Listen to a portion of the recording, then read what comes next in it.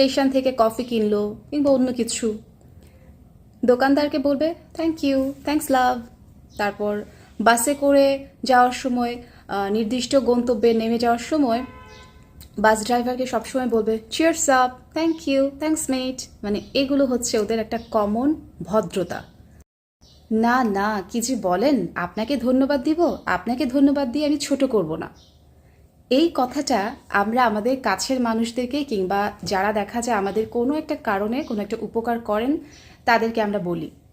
কিন্তু আমরা যদি তার উল্টোটা করতাম, দেখা যেত আমাদের দৈনন্দিন জীবনের সম্পর্কগুলো অনেক সুন্দর থাকতো।